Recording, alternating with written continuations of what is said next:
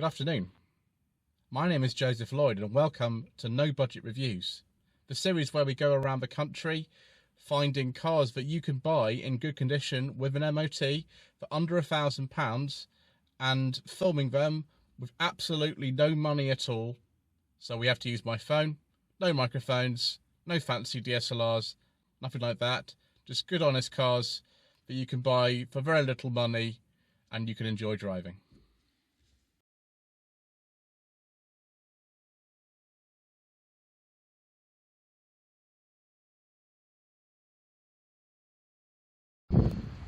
Well, viewers, what a treat I've got today.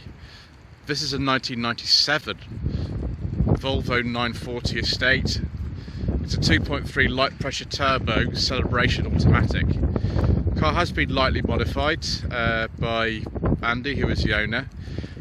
It's a very, very interesting colour, sort of metallic purple, which actually suits the car quite nicely.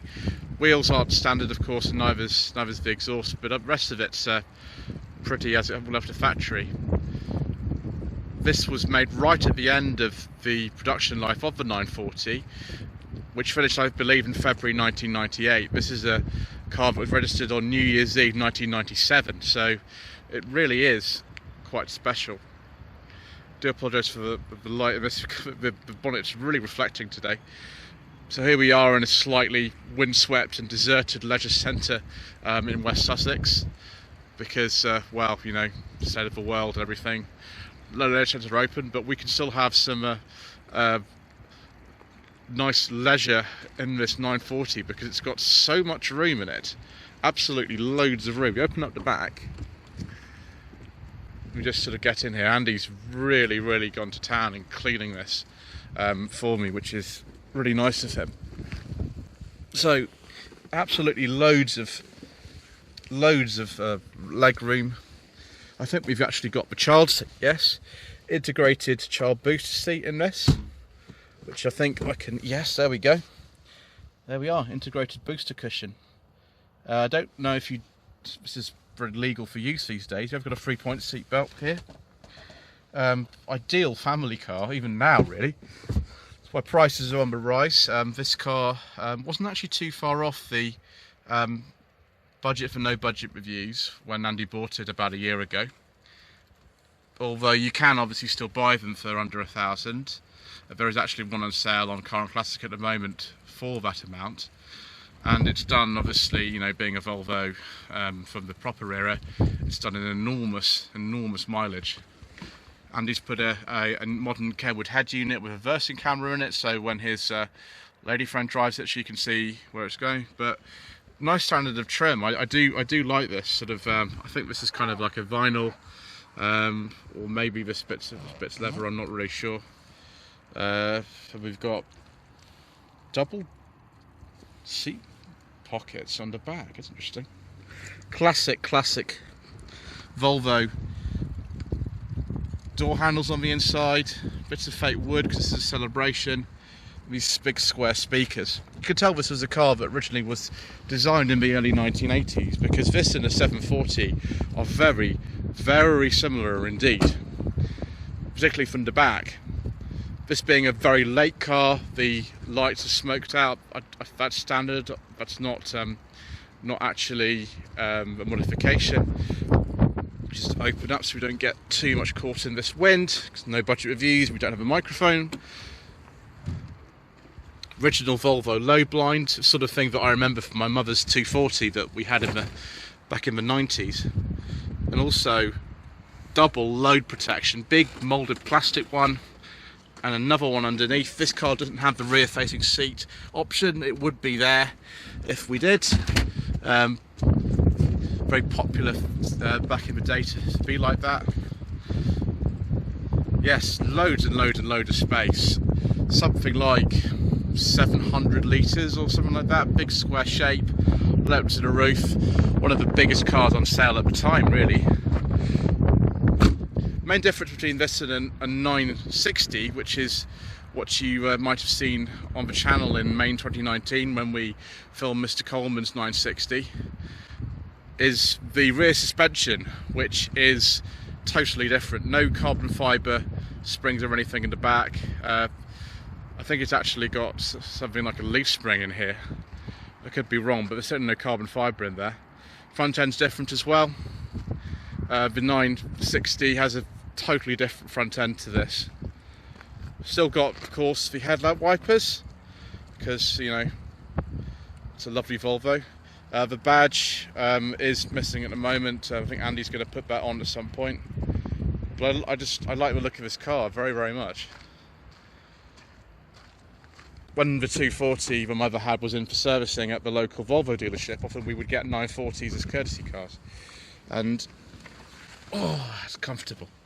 So comfortable. This particular one is an automatic. I think this is an Aston Warner unit, 3-speed with overdrive. There's the Kenwood heads unit. Air conditioning, of course, being a celebration. Just like a 740, we've got the hazard light switch just there. And the door just closed itself because it's a bit windy. So, lots of fake wood here. And he's got this steering wheel retrimmed because it was all sort of coming apart. Quite similar to the 740 dash, really. A few bits have been moved around, and I'm sure if it had an original radio in it, it would look a bit more similar. But the glove box again, a bit like a 240. This catch is off a 240. Plenty of room in there. I'm not sure if you get the secret mission documents in, but room anyway. And nice, big, clear instruments. Clock has proximity of the rev counter, or rather equal sort of dominance in here. Maybe it's just reminding you that this really is not a car particularly with the low pressure turbo, 135 horsepower, that would really be the sort of fastest thing in the world. We do, however, have heated mirrors, heated seats. That, I believe, is some form of ashtray, but it's blocked by the gear selector. It's quite a bad sort of ergonomic thing. Normally Volvos are very good for that sort of thing. Fog light switches, of course, and these classic Volvo stalks straight out of the 740. Then we've got the window switch panel here, and again this 740, 940 sort of door handle here. It's just like an armchair, of course, in this. Everything's just idiot-proof in terms of the controls. There's nothing complicated about this. I think that's the overdrive selected for the automatic gearbox. Yes, it is. Right, I think it's time to look at this red block engine, and we've only done 166,000 miles. So here's the famous red block engine. The particular code for this one is B230FK. The light pressure turbo. A very, very easy engine to work on, helped by this enormous engine bay that can easily accommodate the white block 3-litre 6-cylinder engine from the 960. Andy's done the top mounts on this car as well. Apparently the steering does creak a little bit, but you might not notice that. Might be a little bit louder as well on a test drive because of the non-standard exhaust on it. We'll go into some of the different engine options and power outputs a little bit later. It's quite neat, the windscreen washer reservoir just goes in there. But yes, one of these engines to do a camber on, apart from the Ford Pinto engine, actually, one of these, longitudinally mounted. See all the belts are down there. Engine dates back to about 1974. I think it was originally introduced in the 244 and 245. Excellent. I think it's time for a drive.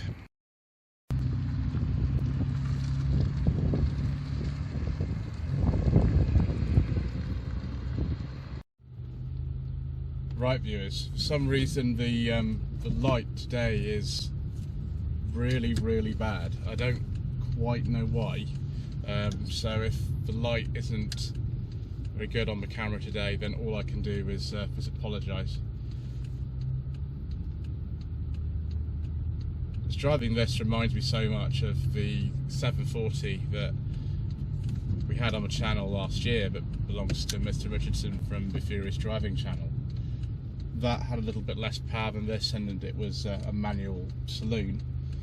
This is an automatic estate, but still you can hear that gearbox whining a little bit. You can just feel the softness of the suspension. I mean, it's pretty wonderful, really. It just sort of goes along. No drama at all. I can feel the low end torque as well of the engine that you don't get in the normally aspirated ones. So the engine options of this car started with a 2 litre 8-valve engine with 111 horsepower. There's also at that time a 2 litre turbo with 155 horsepower. Then we get onto the 2.3 8-valve. Now this started with 131 horsepower but was later downgraded to 116 horsepower. Don't really know why. Then there was a 2.3 16-valve with 155 horsepower. Then we have the original 2.3 turbo that had 165 horsepower. Later on, the 2.3 turbo was replaced with a low pressure turbo like this with 135 horsepower, and then a high pressure turbo with 170 horsepower. There were also some diesels in the Volvo 940 range, but of course we don't talk about diesels on this channel.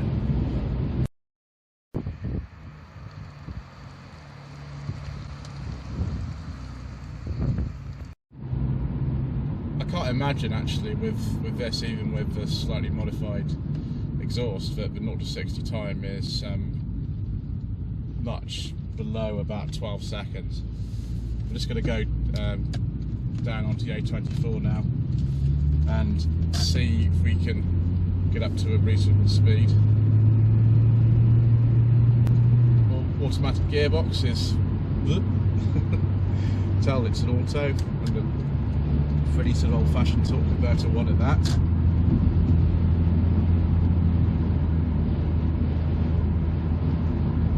Yeah, it feels very nice and stable. I wonder if it happens if I press the... Oh, there we go, that puts it non-overdrive position. I think we're staying with overdrive today. Up to 70. There we go. It's not very stressed. At 70 miles an hour, I'm doing 2,400 RPM. It's pretty good. Mind you, the fuel consumption of one of these I don't think is particularly the best. If you got 22 miles per hour out of this, you're doing quite well. I do feel like I just want to head out to you know, Scotland or somewhere in this car. It just feels really, really capable and very, very, very easy to drive.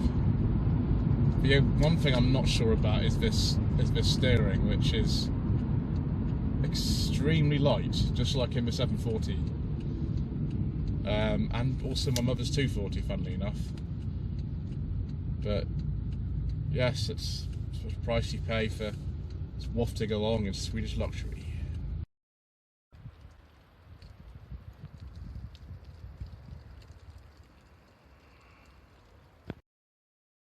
Apologies for the mount getting in the way, that's just the way it goes on no budget reviews, I'm afraid.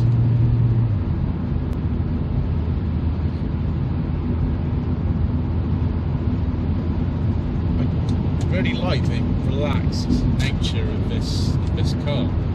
It's very easy to do quite high speeds on a dual carriageway like this and just not really notice particularly. I think that's the way that Volvo bought these cars. Really comfortable and capable, fit everything into it, and do very, very high mileages with really no problem at all.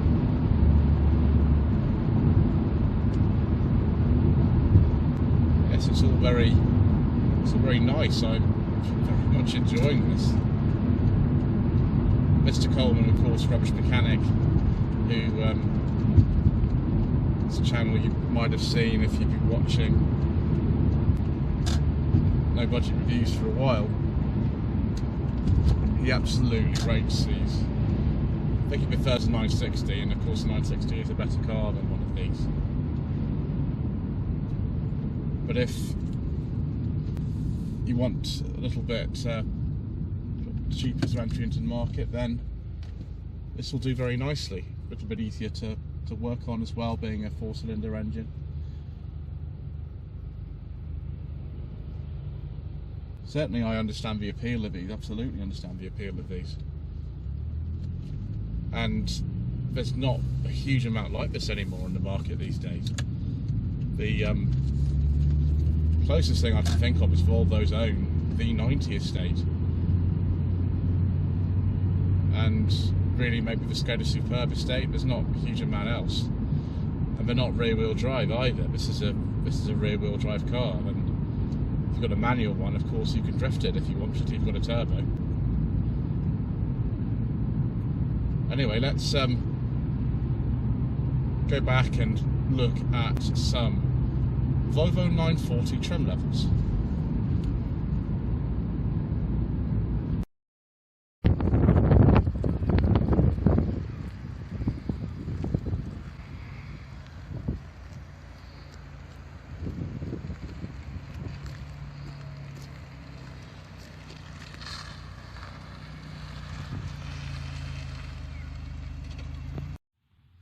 So let's have a look at the Volvo 940 trim levels. At the start of production in 1990, there were S, L, GL, Turbo and SE. The top of the range was the GLE or the Wentworth, depending on the model year that you're looking at. Wentworth's an interesting car. Now, often some of those came with a 4-speed plus overdrive manual gearbox, which is interesting for a car from the early 1990s. There was also a normal 5-speed available, and a different automatic gearbox on some engines that was also a 4-speed made by ZF, I believe. Other trim levels, the Classic was a sort of bottom of the range from about 1996. The two special editions at the end of production were this Celebration Edition and the Tourslander, a bit like the 240 was.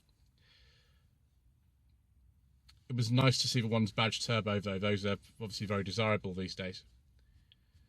The car was actually built in 2 separate factories in Sweden, including Tourslander, as well as Belgium, Canada, Indonesia and Thailand, which is extraordinary for one of these. Curb weight, if you're interested, is about 1.5 tons, 1536 kilograms, and it doesn't feel as heavy as I thought it would do, probably due to the power steering. This car's got a slightly firmer ride due to the low profile tyres with these wheels on it, but yes, it's just a very capable everyday classic car for a lot of people, and prices are on the rise, so if you do want one of these, it's probably best to get one sooner rather than later.